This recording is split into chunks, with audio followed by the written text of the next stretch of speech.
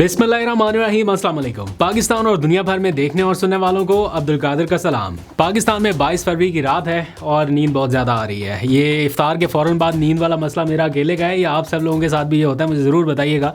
अगर मेरा अकेले का है तो फिर मैं इसको ज़रा सॉर्ट आउट करने की कोशिश करूँगा। यानी ज़रा ख़बरों के ऊपर बात करते हैं, बल्कि उससे पहले मरहूम अरशद शरीफ को आज ख़ास तौर पर याद करने का दिन इसलिए है क्योंकि आज उनकी सालगिरह है। और मैं ज़रा स्क्रॉल कर रहा था कुछ इंपॉर्टेंट डॉक्यूमेंट्स, तो मुझे एक दिन पहले वो एक लेटर मिला, एक रेफरेंस लेटर जो उन्होंने मेरे लिए लिखा था जब मैंने एक यूनिवर्सिटी में अप्लाई करना था, अमेरिकी यूनिवर्सिटी में। तो उस वक्त उन्होंने मुझे एक रेफरेंस लेटर दिया था। मुझे तो याद भी नहीं था कि ये 2015 से मेरे पास कहीं ईमेल में पड़ा हुआ है। तो उसको मैंने जब ज़रा पढ़ा तो वो सारी मेमोरीज़ रिकॉल होने लगी कि कितना वक्त हमने एक ऑफ़िस में साथ गुजारा, कितनी बड़ी बड़ी ख़बरों के ऊपर, ब्रेकिंग न्यूज़ के ऊपर हमारी डिस्कशन रही। ख़ास तौर पे जब भी कोई बड़ी ख़बर आ जाती थी जिसके ऊपर टॉक शोज़ होने होते थे तो उसके ऊपर यकीनन डिस्कशन रहती थी, और जो बैकग्राउंड इन्फॉर्मेशन उनके पास होती थी वो कहीं और देखने को नहीं मिलती थी, ना टेलीविज़न पर ना किसी और के पास बैठने से।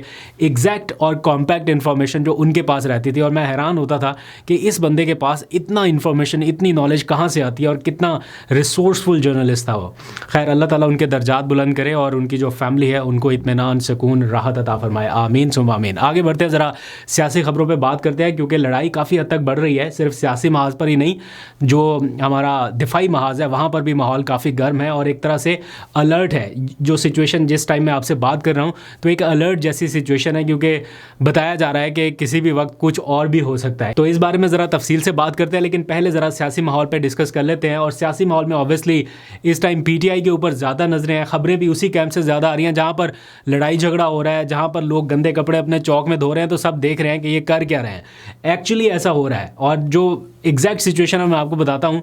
PTI के कैंप में, अब जो कहते हैं ना PTI के कैंप, अब ये लग रहा है कि इस कैंप में 3-4 अलग अलग और कैंप से भी बने हैं। तो हमें अगर इसी तरह हालात चलते रहे तो आगे आने वाले दिनों में हम ये बताएंगे कि PTI के अंदर इस कैंप में ये और उस कैंप में ये।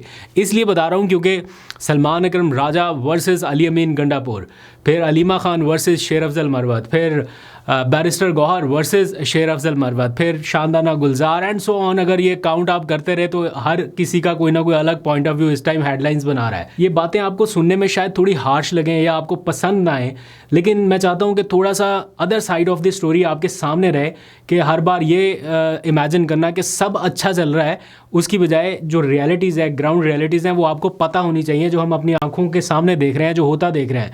तो इसलिए आपको बुरा लग सकता है, लेकिन मैं फैक्ट्स आपके सामने ज़रूर रखूँगा। तो दो जो लोग हैं, बड़े लोग, वो इस टाइम उनकी डिफरेंट ओपिनियन सामने आ रही है। जो सलमान अकरम राजा है वो है काफ़ी ज़्यादा गुस्से में, बहुत ज़्यादा गुस्से में है, और सबसे ज़्यादा गुस्सा उनको है अली अमीन गंडापुर पे। और आज जो थोड़ी देर पहले मैंने उनका इंटरव्यू देखा है, वो कह रहे हैं कि मैं पूरा हिसाब चुकता करूंगा, मैं वादा करता हूं आपसे कि पूरा कर्ज उतारूंगा। ये एग्जैक्ट उनके लफ्ज़ हैं कि मैं पूरा कर्ज उतारूंगा और मैं बताऊंगा कि किसकी जेब में कितने टके हैं और उसको क्यों हटाया गया।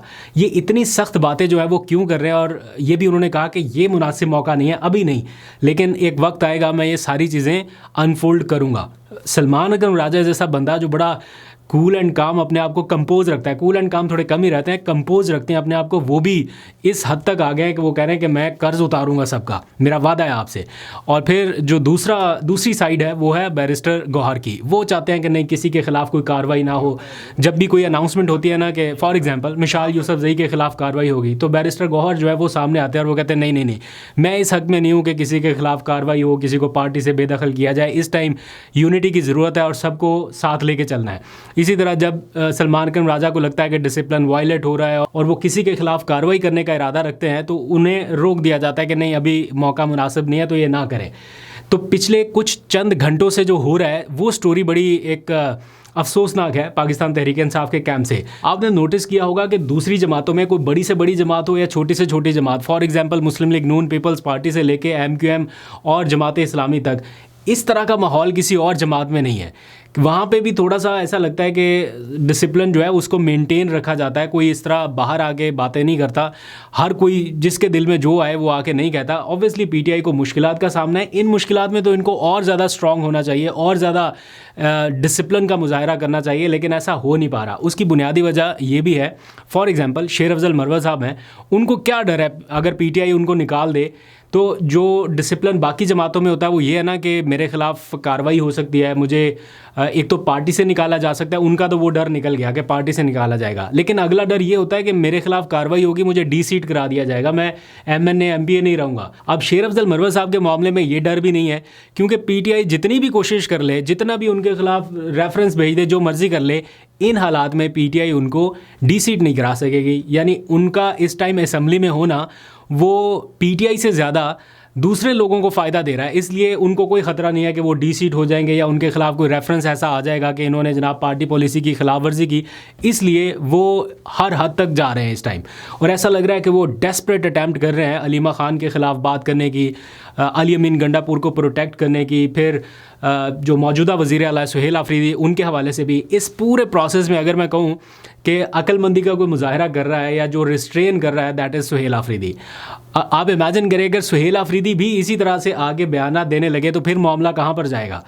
तो इन सारे मामलात में सुहेल आफरीदी का खामोश रहना भी किसी हद तक पार्टी को सेव कर रहा है, अदरवाइज़ कोई कसर छोड़ी नहीं गई। अली अमीन गंडापुर ने जिस तरह से आके अभी हालिया दिनों में एक पूरा नैरेटिव ही लॉन्च कर दिया, एक डिफरेंट काइंड ऑफ नैरेटिव जिसकी पार्टी को इस टाइम ज़रूरत ही नहीं थी।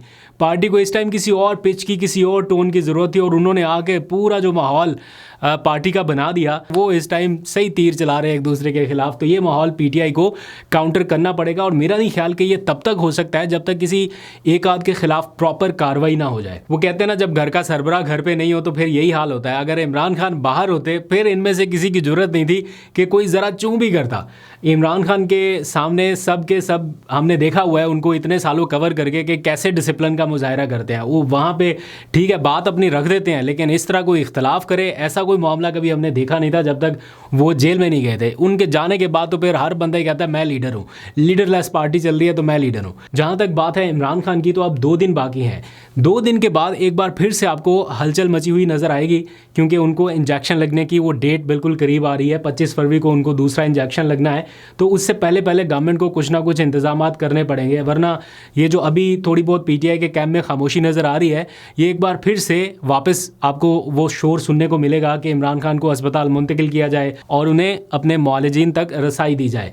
तो उससे पहले गवर्नमेंट कुछ करेगी या उस दिन तक का इंतज़ार करेगी, ये देखना बड़ा दिलचस्प होगा। लेकिन मुझे ऐसा लगता है, पता नहीं क्यों, जैसे गवर्नमेंट अनाउंस करके सारा कुछ कर रही है तो कुछ ना कुछ प्लानिंग कर चुकी होगी। ये 25 तारीख को पता चल जाएगा। एनीहाउ, इस सारे मामले में अब नज़रें ऑब्वियसली सुहेल आफरीदी की तरफ रहेंगी, क्योंकि उन्होंने एक तो फोर्स बनाने का ऐलान कर दिया कि जनाब वो रिहाई फोर्स बनाने जा रहे हैं। पार्टी में उसके भी सारे लोग खिलाफ हो गए कि नहीं फोर्स ना बनाएं, फोर्स का लफ्ज़ यूज़ ना करें, रिहाई रज़ाकार करें या कुछ और करें, इसके ऊपर बहरहाल मुशावरत रहेगी।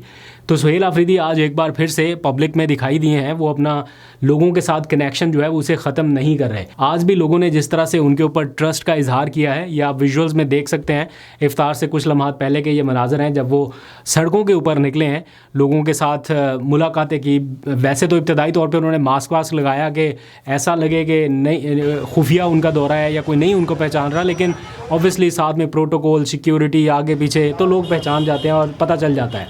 तो ये खुफिया दौरा खुफिया रहता नहीं है। तो फिर मास्क उतर गया और फिर बाकी लोगों के साथ वो जिस तरह से उनके विजुअल्स नज़र आए, तो लग रहा है कि स्ट्रॉन्ग कनेक्शन उनका बहरहाल आवाम के साथ मौजूद है। आज मैंने एक खबर देखी पाकिस्तान तहरीक इंसाफ के ऑफिशियल पेजेस के ऊपर ही, पीटीआई खैबर पख्तूनख्वा पे, जहाँ पे बताया जा रहा है कि मीना खान अफरीदी जो सूबाई वज़ीर बल्दियात हैं, उनकी हिदायत पर खैबर पख्तूनख्वा के जितने भी अज़ला हैं उनका बिल्कुल स्टार्टिंग पॉइंट जो होगा वहाँ पर एक वेलकम बोर्ड लगा हुआ नज़र आएगा, जिसमें इमरान खान की तस्वीर भी होगी और जो आने वाले लोग हैं उनको वेलकम किया जाएगा। तो कहीं कहीं पे ये बोर्ड्स लगना शुरू हो गए। आई डोंट नो कि ये ऑफिशियल पॉलिसी है हुकूमत की या वैसे कोई अपने तौर पे कर रहा है, लेकिन ये कुछ विजुअल्स जो हैं वो आज देखे गए हैं सोशल मीडिया पे। अगर कोई वहाँ का मुकामी है तो ज़रूर बताइएगा कि क्या ये दुरुस्त है इक़दाम और होना चाहिए या ये नहीं होना चाहिए। अब आगे आ जाइए, ज़रा आगे बॉर्डर साइड पे चलते हैं, क्योंकि वहाँ पे थोड़े से टेंशन इस टाइम डेवलप हो रही है पाकिस्तान अफ़गानिस्तान की सूरत हाल को लेके। कल रात कुछ एयर स्ट्राइक्स हुई। आपको पता है हर जगह पे ये खबरें चल रही हैं कि पाकिस्तान ने अफ़गानिस्तान के 3 सूबों के 7 मुख्तलिफ मकामात के ऊपर कार्रवाइयाँ की हैं और बताया गया है, जो इब्तदाई सिक्योरिटी ज़राए से आने वाली मालूमात हैं, कि 40 के करीब दहशत गर्दों को हलाक किया गया है। ये क्यों कार्रवाइयाँ करनी पड़ी पाकिस्तान को? क्योंकि इस्लामाबाद, बन्नू और बाजोड़ में हालिया दहशत गर्दी के वाक़यात में बहुत सारे पाकिस्तानी अपनी जान से गए और जो सिक्योरिटी हुकाम हैं या इदारे हैं, उनके पास ये इब्तदाई मालूमात हैं या वो ये समझते हैं कि उनके पास एविडेंस है कि ये जो भी कार्रवाइयाँ हुई हैं इनका कहीं ना कहीं नेक्सस फितना अल ख़वारिज या फितना अल हिंदुस्तान से मिलता है और बॉर्डर पार से हिदायत मिलने पर ये कार्रवाइयाँ पाकिस्तान में हुई हैं। और बार बार ये मामला अफ़गान हुकाम के साथ उठाए जाने के बावजूद भी इनको नहीं रोका गया। ऑल्दो के दोनों हुकूमतों के दरमियान कुछ गारंटर्स की मौजूदगी में मुज़ाकरात भी हो रहे हैं, लेकिन उनके खातिर खा नताइज नहीं मिले और मामला उस वक्त ख़राब हो गया जब एक दिन पहले पाकिस्तान में सिक्योरिटी फोर्सेस के हाई प्रोफाइल लोगों को टारगेट किया गया और उसके नतीजे में हमने देखा कि रिसेंट शहादतें हुई, जिसके जवाब में फिर फौरी ये रद्दमल दिया गया और 7 मकामात पर निशाना बनाया गया है। उसमें 40 के करीब कैजुअलिटीज़ हुई हैं और अब जो है अफ़गान अकाउंट से ये बताया जा रहा है या एक तरह से थ्रेट किया जा रहा है सोशल मीडिया पर कि पाकिस्तान के इन मकामात को निशाना बनाया जा सकता है। तो एक तरह से अलर्ट जैसी सिचुएशन है। ऐसा नहीं है कि कार्रवाई करने के बाद यहाँ पे सब बिल्कुल रिलैक्स हो गए होंगे। हाई अलर्ट यकीनन होगा और सख्त चेकिंग वगैरह और बाकी बहुत कुछ विजिलेंट होगा। आप लोगों को भी रहना पड़ेगा क्योंकि रिएक्शन के नतीजे में कुछ और कार्रवाइयाँ आने वाले दिनों में हो सकती हैं। इसके इशारे मिल रहे हैं। देखते हैं कि हमारी जो एजेंसीज़ हैं वो इसको किस तरह से काउंटर करती हैं। अल्लाह करे कि सब अमन व अमान की सूरत बरकरार रहे। अभी तक के लिए इतना ही। फर्दर जो भी अपडेट होगी आपसे शेयर करेंगे। अपना बहुत सा ख्याल रखिए। अल्लाह हाफ़िज़।